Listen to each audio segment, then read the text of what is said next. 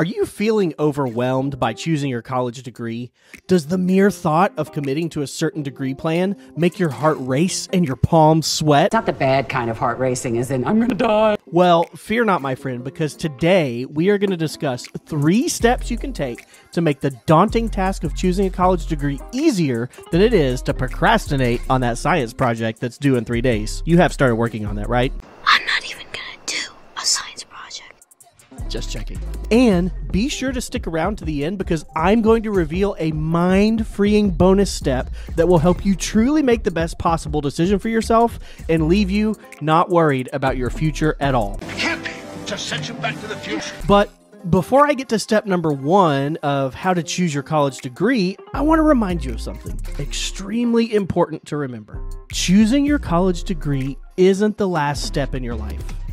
It's just the next big step. Is it important? Yes. Is it something you're going to have to dedicate yourself to over the next few years? Absolutely. But it doesn't mean that you're stuck with that degree or that career path forever. Thank goodness. So just do me a favor. Let's take this one step at a time, and we can begin with step number 1, explore your interests. Now, this may sound pretty basic, but you do need to choose a degree that you're interested in. If, like me, you can't stomach blood, then being a brain surgeon probably isn't in the cards for you, my friend.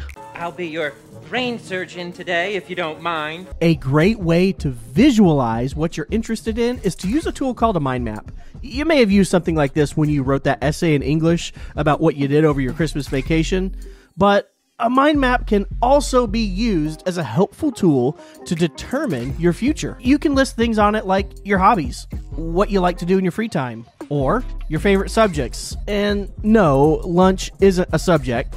Don't think he knows about second breakfast, Pip. Or just simply, what are you curious about? And if mind mapping isn't your thing, try looking at degrees that fall under certain buckets of interest. Do you like sports, but you know you aren't going to be a pro athlete? Maybe you can look at health-related degrees like athletic trainer, kinesiology, or even a physical therapist. Those are all people who help athletes, but they're not the actual athlete themselves. Do you love the challenge of playing video games? Then you should explore some of the degrees that fall under computer science. You could become a video game developer, a graphic design artist, and even a coder. All those positions are in very high demand, and some of them even get to work from home. You have to work, work, work. Everybody up, come on, get up. Now, when you're trudging through your hobbies and your interests, it can be helpful to ask yourself the following questions. First, what problems do you want to solve in the world? And second, what kind of work environment would you thrive in? Answering these 2 questions can really help you target in on what it is you want to major in when you go to college. Step number 2 is to know that skills matter. Sometimes a degree is less about training you up to do the exact job you want, and actually most degrees don't do this. They're more about the specific type of tools and skills that you're going to pick up through the learning process. But what I do have are a very particular set of skills.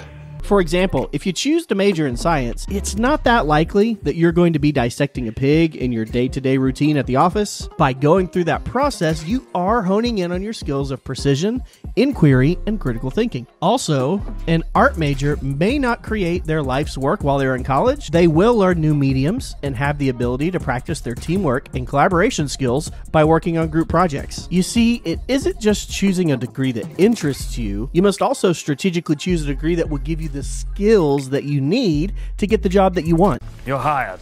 Learning new skills can put you ahead of the game when it comes to the other applicants who are trying to get the same job as you. Now, before I get to that bonus step, we need to talk about step number 3. Step number 3 is to research and get hands-on with the degree that you're looking into. When it comes to choosing a degree, there's no denying that your main goal is to get a nice paying job, and there's absolutely nothing wrong with that. It should be something that you consider. But one of the worst things that you can do for your future is to pay hundreds of thousands of dollars on a college degree that either A, you can't get a job with, or B, pays you less than what you hope. I have money! I have lots of money! To make sure that your idea of the job lines up with your hopes and dreams, you need to do a little research. Go to a job website like Indeed, I'm not sponsored by them by the way, and type in the title of the job you're looking for.